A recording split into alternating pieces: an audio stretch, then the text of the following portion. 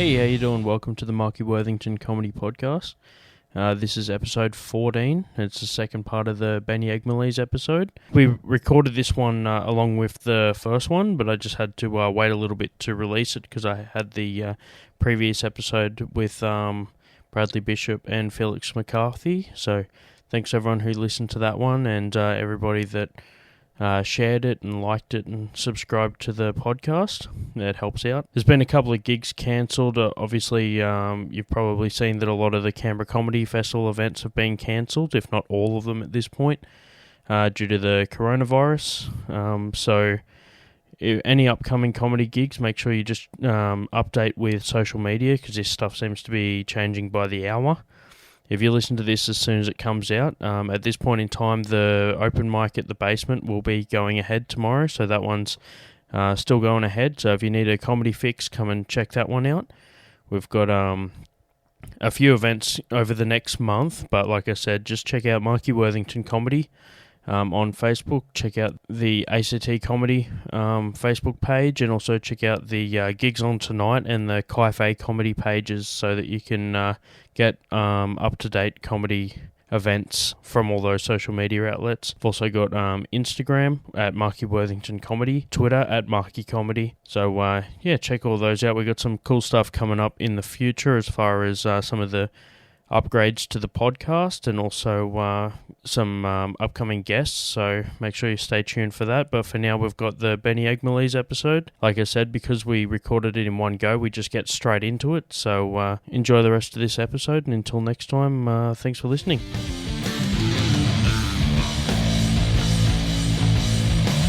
Do you reckon doing stand-up helps you with interviews and and speeches and stuff like that? Stand-up, I think, in its truest form, helps you care less about what people think about you. I think ultimately, and when you begin to do that, you can then articulate accurately what you're really trying to say. Because we're in such a fucking woke society, man. We're in such a society where everyone's trying to be heard. And we have individuals coming up who want to be heard, and we have individuals coming up so self-conscious about what they're about to say, whether it be received well, whether they're going to be considered a racist or a leftist or a rightist or whatever. And when you do stand-up comedy, man, there is something about your feelings and soul getting crushed really early in the game, you know? Yeah. When you do a joke that doesn't hit, Yep. the silence rips out all self-confidence, fucking lights it up in front of you. Yeah. And it just says, deal with it. Like that. You got no choice, you have to. man. It doesn't start until you don't do good the first time. Bro, I remember the first two rows of people's faces the day it didn't work. And it was just horrendous, man. I thought it was just crushing. But I died so hard that it caused me to forget the rest of my jokes. Yep. And that deafening tumbleweed feeling. And I come off, man, and comedians are like, yeah, man, it's a tough crowd, bro. Don't worry about it. And I feel like if you get the tough crowd talk from comedians, it's just like, nah, bro, you hate dicks. Bad. Yeah. Like an honest comedian will go like, it just wasn't your night. Yeah. But like someone else will be like, oh man, the mics were down, there was people talking, people getting checked, you know? Yeah, right. They're like patting you back, telling you like, no, man, I like the bit about, and that's even better when someone tries to reinforce it and tell you that they liked something. Yeah, and they can't remember one of the bits. Yeah, someone would be like, oh yeah, I really like the bit where, good set, man. Yeah. Nothing stuck with them. Yeah, man. I just love coming off stage and then one of the real comedians just goes, hey, man, so good that you ate the bag of dicks tonight. It's so good that it was you and not me. Yeah. Yeah. Because that's it, man. That's the culture of comedian, stand-up comedy. You're going to do shit. I don't care if you are a 20-year pro veteran. There's going to be a night where what you're trying to say, man, just doesn't get across. And you're going to bite it hard, man. You're going to hit the dust hard. And it's so glorious. Like, definitely as you grow in your career, it's few and far between. But when it happens, man, and you know it's not you, and you just see someone else struggling, there's in you, it's like, yes. Or even if you've been doing it for a little while and you see someone else that's just starting, Yeah, right. and you watch them cop it for the first time, Yep. you're like, I'm glad that happened, so you know what it feels like. Yeah, because yeah. some people go for the first like few months and never really go bad, Yeah, bro. and they think they got it in the bag. Yeah, and then nah. the first time they cop it, I'm like, go to Sydney or go to Melbourne, do some shitty pub where everyone's drunk, and they're just heckling the guts out of you, bro. Like, if you can go up there and do your set and rip your set up and just work with the crowd and get off and not let that shape who you are as an individual or walk out of there with any sort of self-esteem issues, then you're ready for the game, man. Like, there's something about stand-up comedy, man, that, like, and this is what I was saying, like, you know, you're talking about radio or anything like that. It doesn't matter, man. Like, when you stop caring about whether you're going to offend someone, like, or that, then that's when you can really articulate what you're saying. And that doesn't mean go out and be an asshole, man. That doesn't mean, like, get on the mic and just be totally fucking offensive and offend everyone, unless that's part of your act. You know, you still got to be self-conscious of people's feelings. I'm not saying be an arsehole. I'm saying like writing jokes because you think that's what that'll make you laugh. You got to get past that and get to the stage where you're writing jokes because you think it's funny and it's what you believe in. Yeah, and original as well. Like, yeah, that's it. Yeah, if you see, I've written a couple of jokes in the past that are similar to something that I've heard before. Yeah, I usually scrap it or rewrite it. Yep. Because I don't want to be another comedian doing the same joke about the same situation and the same topic. And that's where I think you have to have a personality, man. Like, if you see me on stage, it's generally how I try to be on stage the way that I am off stage. And I think when you get more comfortable and care less about people, that becomes more prevalent. And you just talk normally, you know. And that's what I love about some of the great, like Paul Moody, you know, who's pretty out there, man, as a comedian. Yeah. He's like he comes off stage and he could sit down at the table and still talk, and you wouldn't notice the difference. He doesn't have a stage presence and an off-stage presence. It's just Paul Moody. Yeah, it's all the same. Yeah, and that's when you know, like, yeah, shit, yeah, bro. That's when you hit the stride. He's comfortable with that. Be you on stage. Personality, yeah. And that's like, you know, as an Aboriginal comedian who's, you know, had a few opportunities, you know, with Deadly Funnies and, you know, that's been televised and kind of, you know, sort of had a bit of exposure. Like, you get young comedians come up and ask you about stuff, and they're like, you know, what do I do about this? What do I do about that? And I'm like, number one, are you funny with your friends? Like, do they find you funny? Yeah. Nah, man. All right, looks like you're going to be a mechanic. You know, yeah, like, yeah, you know what I mean? Assign something that'll fit better with what you do. Yeah, man. Yeah, man. You can't, like, you might be the funny mechanic. Yeah, you might. Yeah. Like, you can't fake being funny, man. You either funny or you're not, and that to me, people have a different view on that. But everyone that I've seen isn't funny, man. They're like, they got to work 800 times harder to be that little bit funny. You have to have a funny personality. You got to be funny, and I think two things, man. You got to be able to see the world differently. Yep. And you got to be able to communicate. And if you can't do those two things, man, you can't be a comedian. That's just me, man. Yeah, it's you look at it through the eyes of a comedian all of a sudden. Yep. And I've spoken to a couple of comedians that have been doing comedy for like less than 2 years.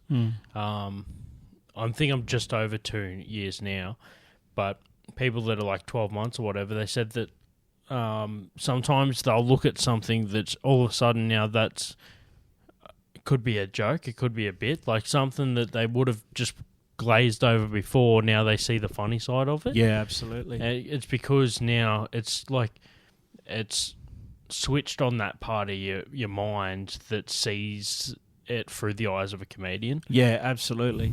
Every joke I would say every joke I've written has come out of a conversation, whether it be serious or in jest. It's come out of a conversation with other people. Because to me, I can't sit there and look at the wall and go, I wonder what's funny.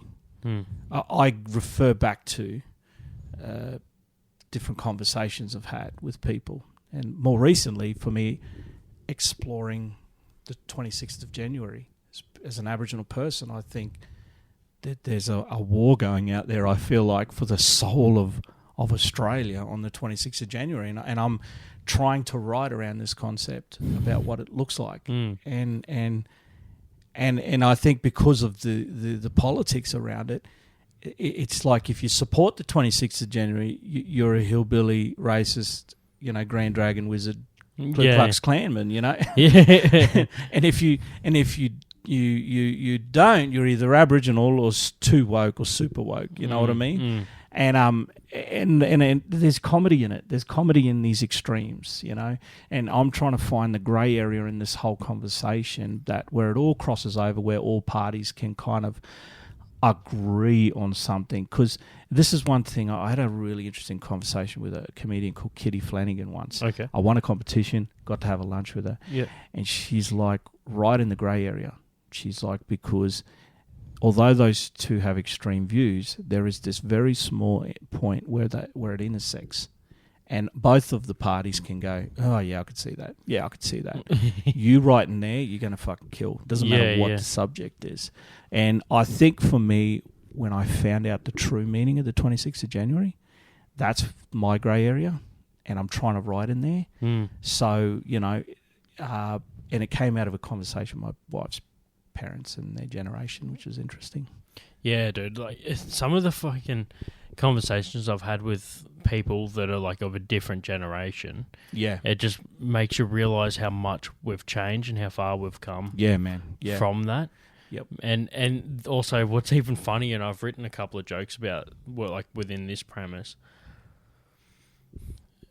When people of like an older generation try to sound like they're culturally aware, that's funny as shit, man. Like, I've just seen some things where I'm like, oh, that was your trying to be progressive. Like, you see someone, like, oh, that's a good try. You had a good crack at it there, Man, I say this respectfully, man. I married a white girl, man. Like, her parents are like, I think her dad goes back to the First Fleet and her mum's like German. So you're not getting any whiter than this girl, white, bro. Yeah. She's like the pin-up girl for 50 plus sunscreen white, man. She is it. But her parents, Jen, man, like, they're super lovely people, man. Super, never ever felt disrespected or any of that. Like, with them, they are just the most loveliest people you ever meet. But they have some strong views, man, as Australians.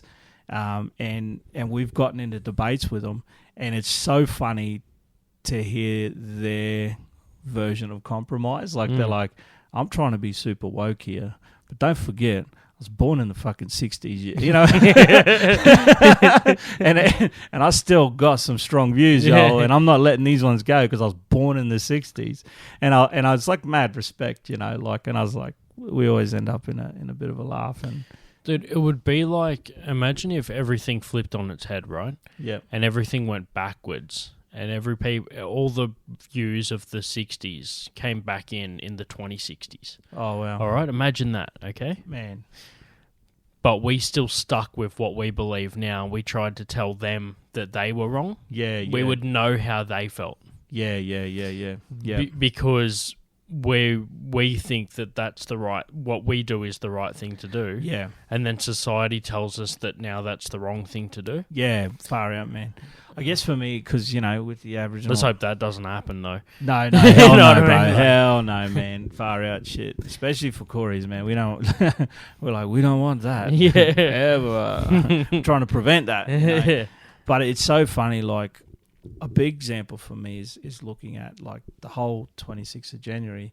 The majority of Australians believe it's around the First Fleet punching into Botany Bay, and that's not it, man. That was the 18th of January, and what you'll find is that the whole entire 26th of January is based off when you could travel under an Australian passport. We were free from having to use a British passport on 26th of January 1947.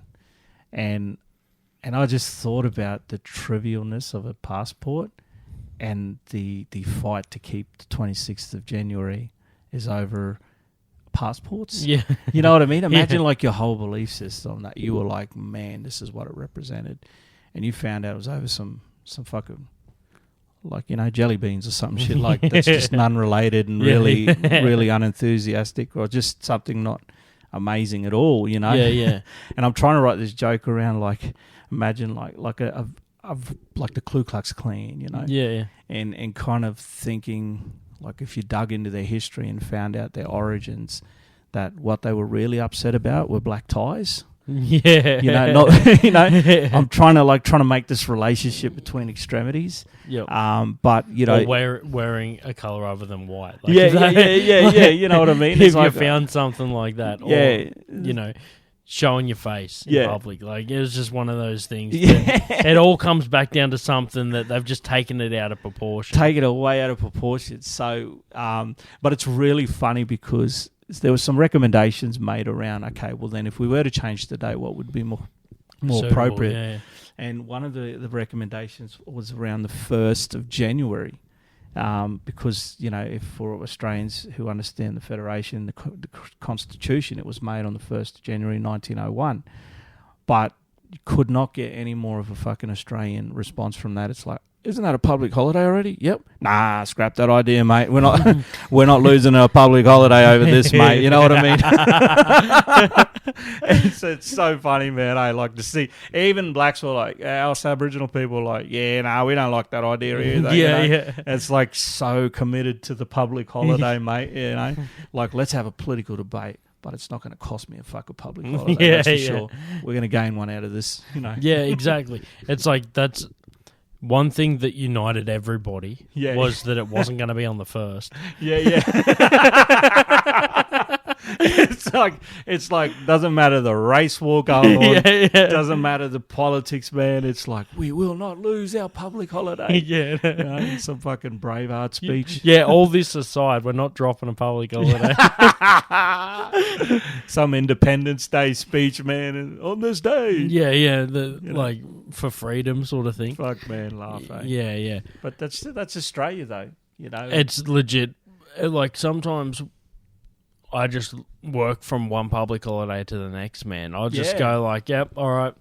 Like I'll rock up on Tuesday after a public holiday, and the first thing I'll search when I sit down at the desk is when's the next public holiday. Yeah, bro. Hey, because you need hope, man. Yeah. And even if it gets you through the next, like if it gets you through the next 3 months, like, come on, man, get that down. Like, because then it's not that you're not working from one year to the next. You're working from one public holiday to the next. Yeah, it breaks bro. it up. And like, you know, obviously we've had the, like, you know, tragic fires that have come through and ripped through the south, man, and it, like nobody down this way has had a holiday, man. It's gone right through Chrissy, man. It's hit a lot of homes. Everyone's been grinding straight through the holidays. So it's just like you need something. A public holiday. Yeah, we need more public holidays. I man. reckon they should have one maybe in the middle of winter. Yeah, to send everybody to down the coast and spend some money down there. Right? Yeah, bro. Like a second chance at the middle of man. the year. And everyone can. Oh, that'd be a good opportunity for everyone to kick off their New Year's resolutions for the second time as well. Man. You know, going to the gym and that. Maybe they could put some like restrictions around, like, it's only a public holiday if you're going to be in Maria or something. Yeah, like that. You know what I mean? Bateman Bay. Bateman Bay, man. All the affected areas stimulate the economy. And like say, all of Australia is rushing to these sort of It's a public holiday if you bring back receipts from. Yeah. You know what I mean? You know what used to always shock me, man, is like I was thinking to myself, because Canberra's like the capital of decisions, right? And I was always like, why is it so top heavy? Why are all the holidays in the like first, like there's a shitload right at the start of the first quarter of the year, and then I moved to Canberra where it's either really hot or you freeze your nuts off. You know what I mean? And like So it makes sense to have all your public holidays in like the summer and stuff like that. So you can use them, yeah. Yeah, but I'm like, fucking man, let's get some bottom heavy holidays in there, man. Let's get rid of the Queen's birthday, man. Come on, let's do something with that day and change it up. Change it up, yeah. You know what I mean? But maybe, fucking, I don't know, man.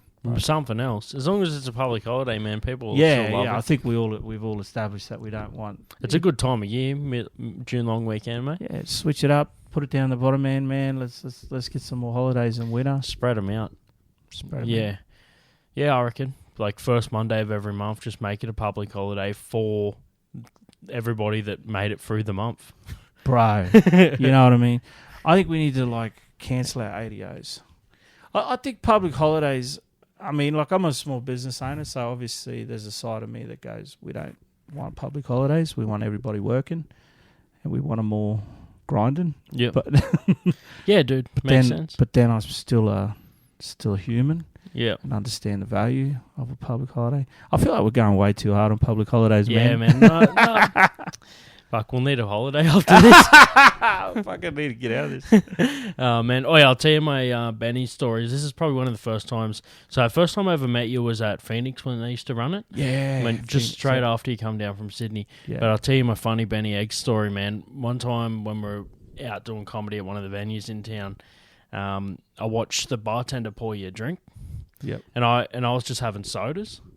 And she said something back to you, and you said something back to her. I can't really hear what's going on. She puts the drink she just made you aside, makes you another one. And I go up there, and I'm a bartender, man, so I don't want stuff to go to waste. Yeah. And I said, whatever that was, just give me that. I don't want to see you pour it away. And she goes, no worries. And she just hands it to me up on the bar, and I pay and walk off. And I take a sip, and this thing's like rocket fuel, bro. I'm like, what the fuck is that? And I come over to you, I'm just like, Benny, what'd you order? And you're like, I'm like, is this like a double? And you're like, triple, bros, I don't fuck around.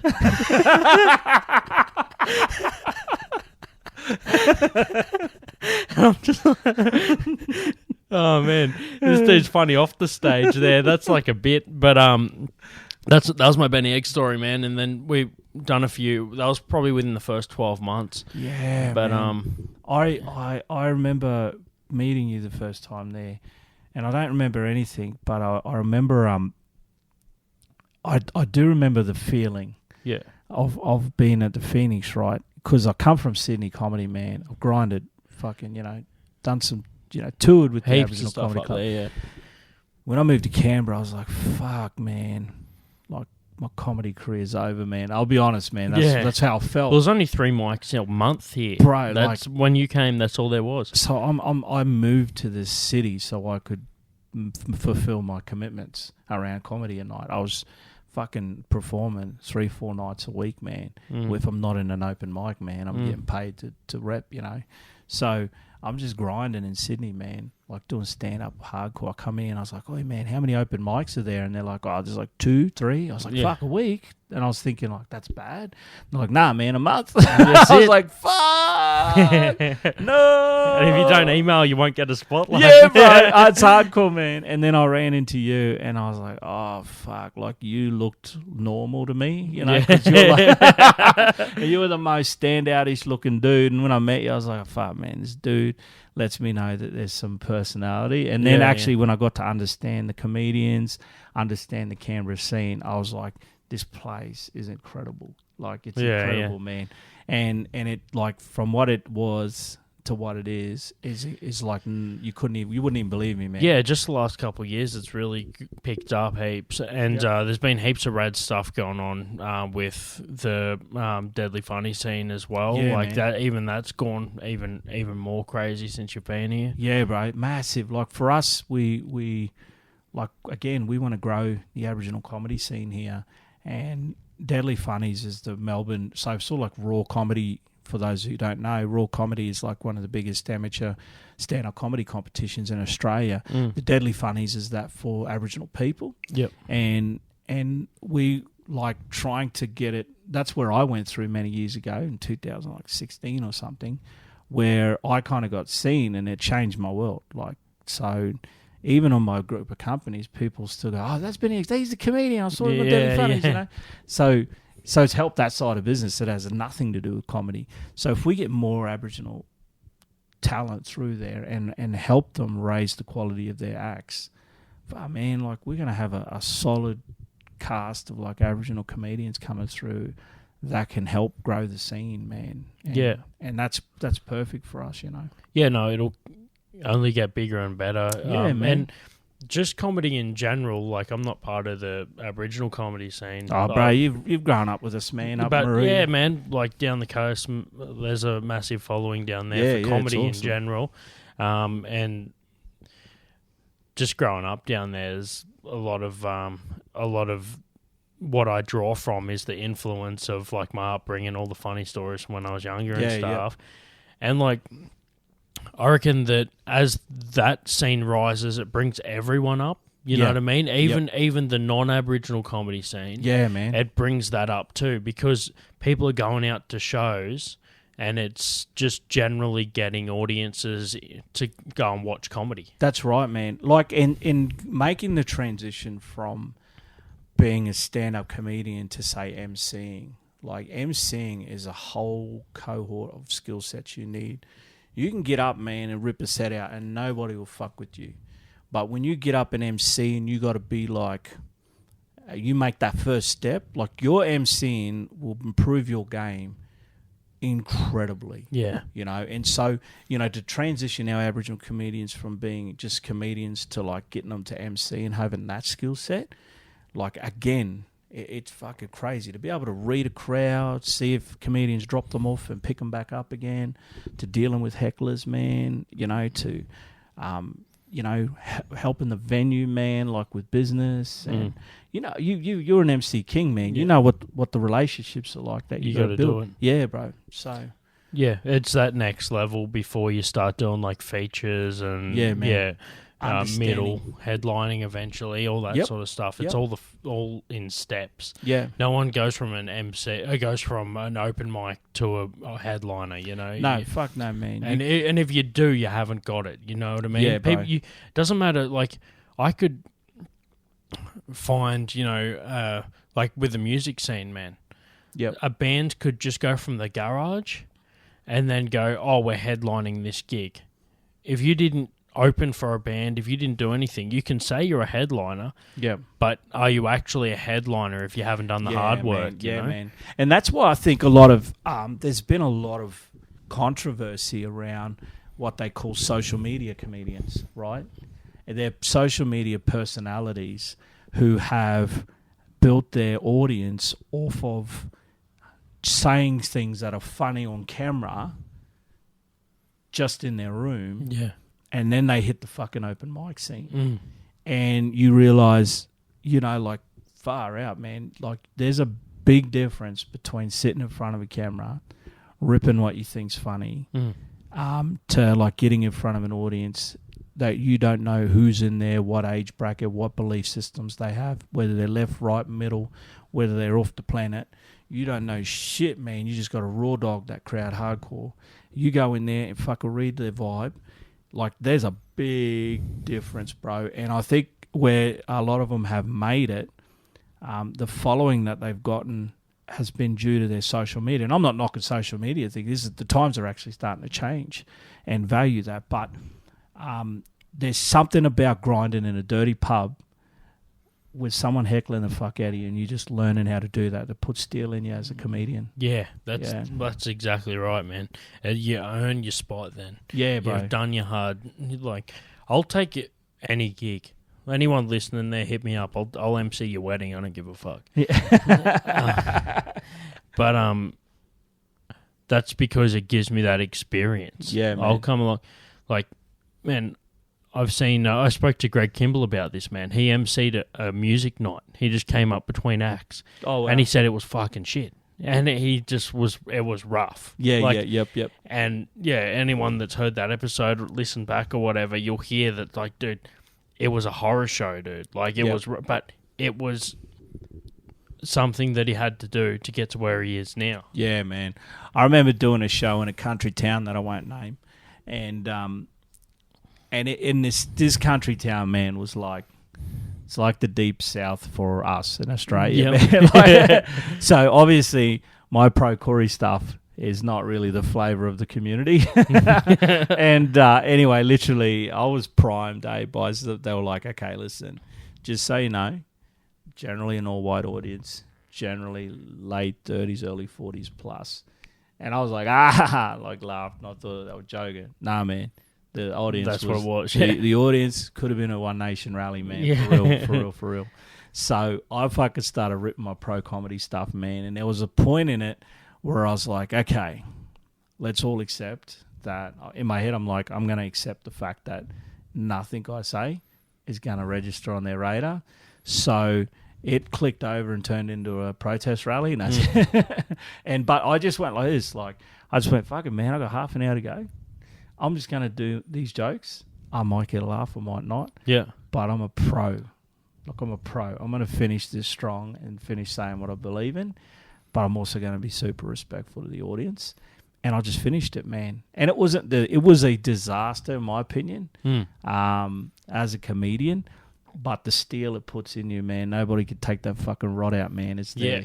Yeah. And there's way more pride in going up there and doing it and getting through it than just folding. You know? Yeah, man. If you fold or you question what you're saying or anything like that, they'll sense it. The audience is like a pit bull, man. They'll smell that blood. They're like a shark, man, and that blood will come at you. Yeah, they'll man. come at you if they can tell that there's any weakness, bro. Especially when you start. One thing I learned early in the piece. Again, I'll go back to my lunch break thing with Kitty Flanagan. She said, one thing you never do as a comedian is apologise. She said, so whenever you are making a statement, make sure you believe in it 100%. And for me, that was a really big lesson that I learned because I'm Aboriginal. I've got a lot to say.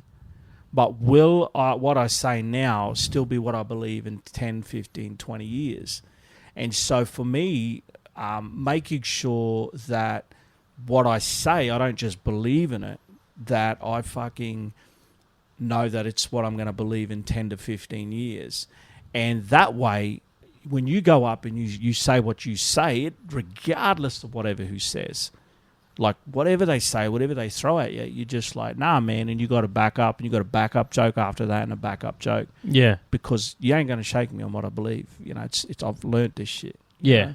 Yeah, exactly. And I've seen a lot of comedians go up, man, and just get folded, bro, on stage because they really either don't believe what they say or they're not used to people just fucking chewing them up, man. Yeah. Yeah, if you can't stand behind what you're saying, then how you meant for someone else to believe what you're saying? Yeah, man. Yeah, but aside from that, dude, thanks for coming on the show. It's your first time for being here, and have you done many podcasts before as well? Yeah, I've done a couple in the past. So I appreciate you fucking getting us on, man. Like, I'm trying to get my podcast game strong.